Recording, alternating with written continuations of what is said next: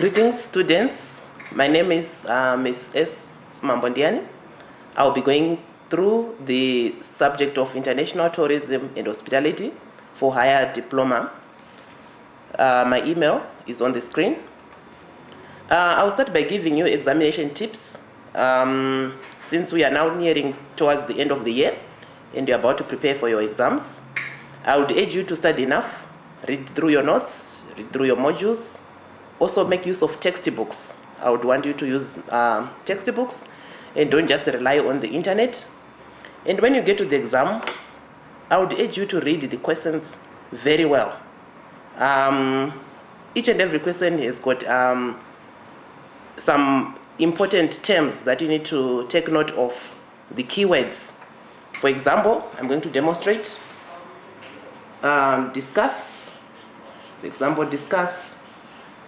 Discuss the impacts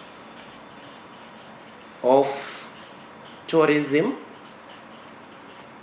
on the environment. On this one, you find that our important terms are discuss, you need to underline, and then impacts, you have to underline. Those are your keywords. And then tourism and environment. So this is your questioning term, discuss. So it means your answer should be a discursive one, and you'll be discussing on the impacts. And since it's a discursive one, it means you have to look at the positive and the negative impacts of tourism on the environment. And give adequate points to your answers. You need to explain them well. And at this level, you need to put a lot of examples from all over the world, statistics, case studies, to beef up your explanations. And always make sure that your answer has got an introduction, a body, and a conclusion. And I would urge you to plan your answer. You have to plan your answer. Just make a rough plan at the beginning where you indicate what you're going to write on the introduction, what your body will consist of, and then your conclusion. That will help you to come up with a very good answer. And the main topics, this is not a scope, but these are the main topics of our subject. We are going to be looking at international tourism statistics and trends, then followed by barriers to international tourism, and the role of transport in international tourism, the role of information technology. You are aware that information technology is growing, and it also has a major impact on international tourism. And then we'll also look on the impacts of international tourism on our society, on any particular society, and then issues of tourism planning, process, and also marketing strategies. So these are our major topics in our subject. What is international tourism? International tourism is the movement of tourists across their political borders. For example, from Namibia to South Africa for holidays, or from Namibia to Germany or to Brazil. And when you compare now with the domestic tourism is just the movement of tourists within your own country of origin. You are not crossing any border. So it's more like you move from Windhoek to Swakopmund, or you're moving from Katima Mlilo to Ice. With international tourism now, you need to look at the immigration laws, because you'll be moving from your own country to another country. And you use the entry and exit points. And we've got three major ones, which are airports. For example, Hosea Kutako Airport. We also have borders like Mamuno in Gobabis, and we also have seaports. For example, we have Walvis Bay. We need to look at the international tourism trends, how it has been growing over the years. It has grown so much. You know, I think we have learned in first year, tourism started long way back. Even before Jesus was born, people were traveling, but they were mainly traveling within their own areas. It was mainly domestic tourism. But over the years, people have now crossed into other countries for holidays, for recreational purposes. And on the board, we have tourism statistics, which are showing how it has grown. 1925, it was 1 million. But if you look over the years, it has been growing. And like in 2012, it reached a mark of 1 billion. We have 1 billion tourists who are crossing borders from their own country to another country for tourism purposes. And that's what we call international tourism. And it doesn't matter whether you've crossed to the next country or you've flown thousands of kilometers to America, is still international tourism. Of course, when you move from Namibia to South Africa, it's international tourism, but it's also considered as regional because we are in the same region of Southern Africa. Why do you have to look at these international tourism statistics?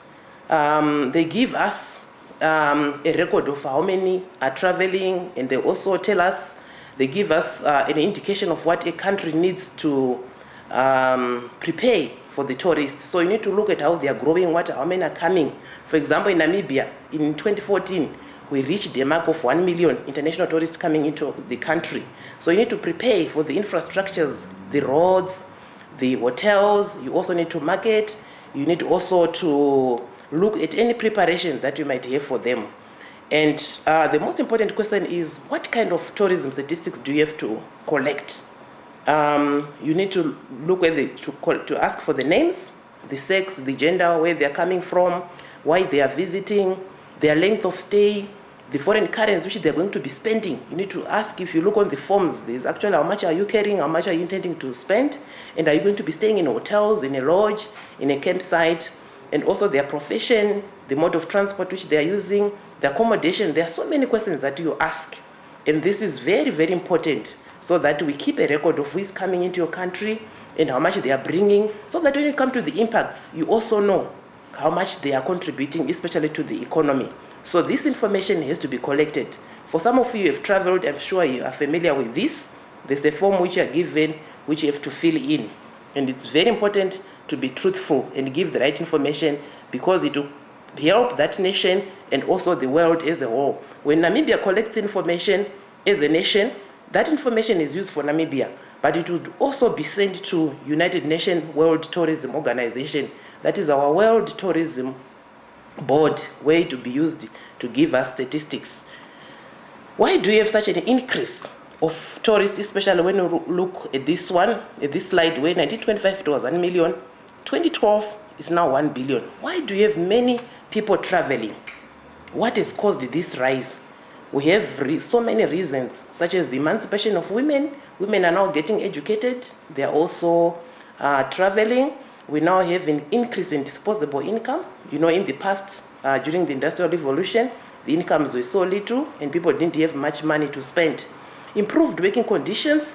We now have vacations. We have got paid leave, compassionate leaves. Some companies, they pay even for their workers to go for holiday, to distress. And then when they come back, it increases productivity. We have seen over the years an increase in in transport in generally, be it road, air, or water. And especially air. If you look at air, we now have air buses, which are fast and efficient, and they carry a lot of passengers at a time. So this has increased the movement of people. We also have franchise hotels, improvement in superstructures, such as Hilton. So people are, like, for example, in Namibia, we now have Hilton. So people are more safer to come to Namibia because they know there's a hotel which they can see all over the whole world, which they are used to. They already know the standards and everything. And then over the years, generally, peace and stability has been becoming better. You know, in 1918, we had the First World War. 1945, we had the Second World War. But over the years, we don't talk of major wars. Of course, we have other threats that are coming in, such as terrorism. But generally, the world is at peace and stable. So people are freer to travel. And then also have trade agreements among governments, which also allow citizens to travel from one country to another. So there are so many reasons. You also need to look at this, why people are traveling more and more. However, even though people are traveling, we still have barriers. When we say barriers, we mean obstacles. These are factors that can hinder some people to travel, even though they would like to travel, or they can make the traveling so difficult. The major barrier that you need to take note of is immigration laws. Immigration laws, each and every country has got immigration laws which are set up, and it's mainly by the Ministry of Home Affairs. These laws are meant for good reasons. They are set up for good reasons, but they also act as barriers to international tourism. For example, when you want to travel, you should have a passport. If you don't have a passport, you cannot travel. So in that case, it becomes a barrier. Right now, if you want to go to South Africa, if you don't have a passport, you cannot go. And then also you have other immigration laws like visas. A visa refers to the permission that you are given by a country to stay in their own region. So, for example, here in Namibia, if you're coming from a country like Zambia, you are given 90 days per year. So that's a visa. That permission, you're given a number of days, it's limited.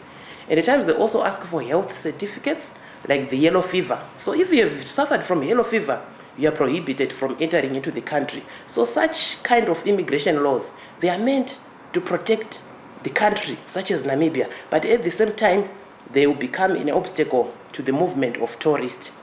We also have other restrictions like foreign currencies. We use different kind of currencies. So if you are moving from one country to another, you need to have that particular currency to use in that country. Language barriers.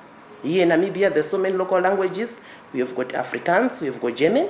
So if you're coming from an English-speaking country, you might have problems, you might need an interpreter. If you're an Italian, you might need an interpreter. So there are so many other factors that can make traveling so difficult. Like especially when you're traveling with a vehicle, they want to see a lot of insurances, they want to look at clearances, and so forth. So that can actually make traveling a bit more difficult. So in as much as we would want to encourage international tourism, we still have some barriers in here which makes it so difficult.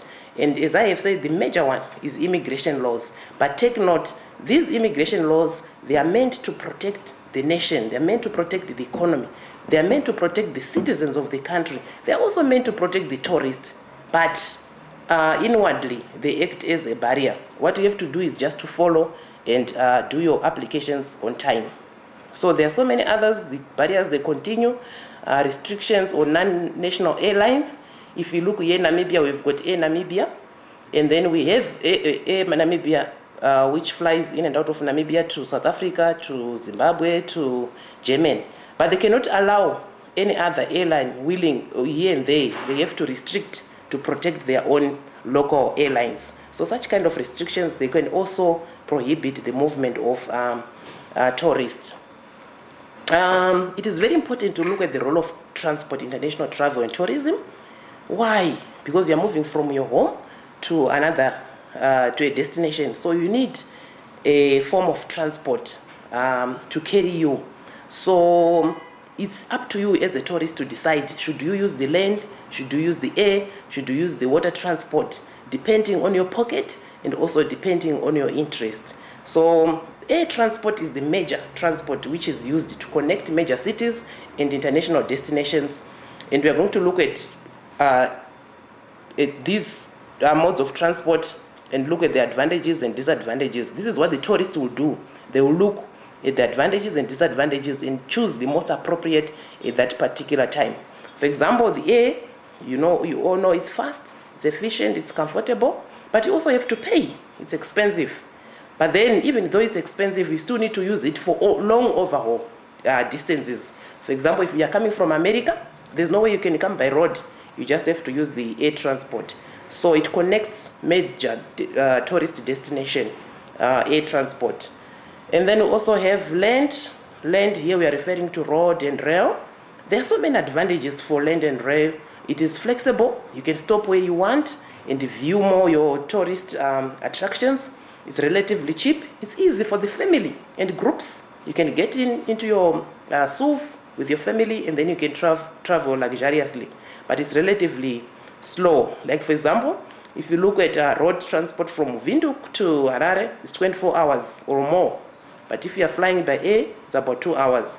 But when you're traveling by road, you're able to see the tourist attractions and road. Then also water transport is also becoming less, unlike in the past, but we now have more of cruising, sea cruising, cruising in the ocean. We now have the cruise industry growing up and it's quite developing, especially for tourists, especially in America. It's more adventurous, you can view, you can relax, but you also have greater disadvantages, especially on the environment. These boats, they actually create a lot of water pollution. They emit a lot of fuel into the water, and also the disposables, the detergents, they are lost into the water and they create a lot of problems. We move on to tourism planning process. It's a very important one, especially when you look at international tourism, since it is growing so fast. Tourism has to be planned, just like any other industry. What is planning? Planning is the process of preparing a set of decisions for action in future, directed at achieving goals by preferable means. Why do we plan tourism, especially international tourism? You need to look at issues like infrastructure. What are the needs? Where do we need to improve? Do we need more hotels? Do we need more roads? Do we need more airports? These tourists who are coming, are they causing more harm than benefits, or there are more benefits than harm? How should we control them? For sustainable development, it is also needed for human resource planning. You need people to work in the industry, especially for international tourists. They come with high expectations, so you need skilled human resource. So you also need to plan for the skills that will be providing services to these tourists. So planning is needed, and especially nowadays we are more environmentally centered. We would want to increase the benefits and reduce the negative effects. So that's when you need to plan and do things like environmental assessments, so that you see whether the tourism is bringing benefits, is it not harming your environment. You also need to coordinate tourism with other sectors. Don't forget, we also have other sectors of the economy: agriculture, mining. So you need to come together and plan.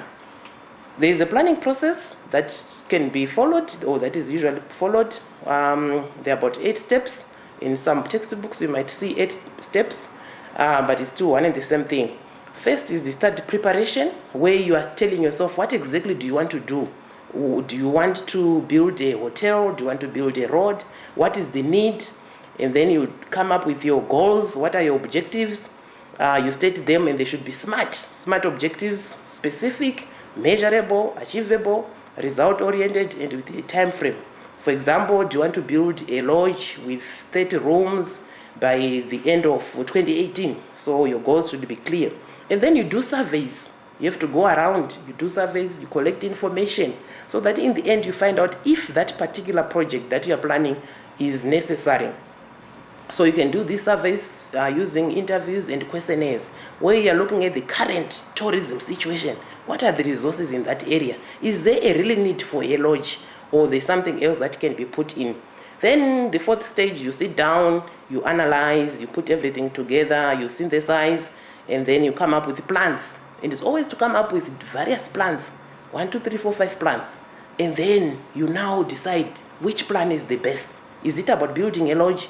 Or maybe a lodge, there are already hotel establishments. It may not be the necessary thing. Maybe you need an airstrip where you can have small planes coming in and landing and connecting your tourists faster to your destination. And then you choose the best plan. And then you make a recommendation, you implement, and you have to monitor. But take note that at each and every stage, if you find that your project or what you are deciding to do is not applicable, you have to stop. Don't go ahead if there are some challenging issues that are associated, or if you see that your project is not necessary, you just have to stop. It is also important to look at the role of information technology in international tourism. Information technology has grown so much. This involves the use of computers, internet, the movement of communication in various ways. How is it impacting on the international travel and tourism? It is mainly playing a major role in marketing. We have e-marketing. Marketing has become so easy because of IT. You can now create your websites, you place in your destination, your products, the tourist can come and see. Things like e-ticketing, people can now book online, reservation systems, the global reservation system. Also, we have in the hospitality sector, remember international tourism, you also have an aspect of hospitality, the welcoming of the guests on the destination. So you have hospitality softwares like Innkeeper, where you book in, you bill them, they make their payments. So all these things, they've become easier by the use of information and technology. The use of Facebook and Twitter, it has grown, and it is being used for the benefit of international travelers. Tracking and security systems is also part of the role of IT.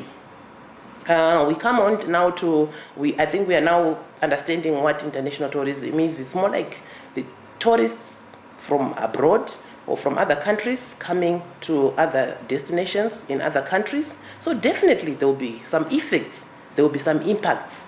And take note that these impacts can be positive, they can be negative.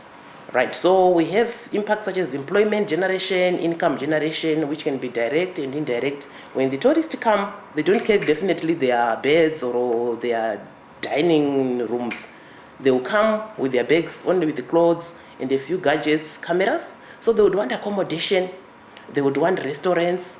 So in those accommodation establishments, we are creating employment. Some people have to serve them. In the hospitality, in the restaurants, they need food needs to be prepared, they need to be served. So we have employment generation, we have got income generation, we have got infrastructural development. We need hotels where they will stay, campsites, lodges, right? And other impacts go on to cultural exchanges. We end up knowing other cultures from other countries. We also have other negative impacts, such as environmental degradation, commercialization of local culture, increase in crime, and so forth. So it's a mixture of negative and also positive impacts. However, international tourism, as it is growing, we have problems that are coming in that are challenging to this whole industry. For example, terrorism. Remember, in the first place, I say, why is it growing? Why is international tourism growing? It's because of general peace and stability in the world. Of course, we no longer have major wars, but we now have new crises that are being created. For example, terrorism coming from groups such as ISIS, Al-Shabaab. I think in 3 months back, we had Manchester, where people were in a theater and there was a suicidal bomb, and a number of youth were killed who were enjoying themselves. So such kind of things are destabilizing international tourism. And I'm sure you're aware of the September 11 in 2001, where nearly about 3,000 people died when aeroplanes were hijacked in America. And such kind of things, they destabilize the movement of people. We actually have some people who have said we are not going to move to any other country because of these fears. Diseases outbreaks such as Ebola, flu viruses, online fraudsters. We have had people losing money on the internet, whereby people, they promise services which they will never give. Airlines hijacking. We have had Malaysian Airways having problems in the past few years, where they will disappear. Up to now, there's a plane which we don't know where it is. We also have travel bans. I think you have been following the issues in America, where Trump is coming up with new laws on travel as a way of securing his people. But in the end, they also poses a challenge to international tourism. So we have to look at international tourism as a growing industry, bringing in good, positive impacts. But at the same time, we have got challenges that are coming in. However, in conclusion, we've seen that international travel tourism, it plays an important role in a country like Namibia, which is still young. It brings in a lot of benefits to the economy in terms of employment, in terms of income, in terms of infrastructural development. And the governments have to take precautionary measures to try and reduce the negative effects coming from this activity, especially environmental. You know, when people come in large numbers, they tend to have an impact on the environment, on the ground. They tend to trample on the soil, on the vegetation, on the animals. Small animals that are moving in, they're trampled. When they go to Etosha National Park, definitely we have ecosystems being disturbed, tampered with. So governments have to come up with ways of trying and reduce, as much as we are getting the benefits, especially economically, but we wouldn't want our environment to go to waste. So governments have to come in with strategies. Maybe they can introduce entrance fees, they can introduce guides or guards who can actually watch over. They can have some cameras, because there's some people who can actually deliberately destroy the environment. So we still want the international tourists, we still want the benefits from the activity, but we would want to protect our environment for our future generation, that is sustainable tourism. And as I have said, Namibia is not left alone. It's also becoming a huge international destination. And in 2014, we reached a mark of 1 million tourists coming. And as you are familiar with, most of the international tourists, they're coming from Germany because of the colonial history.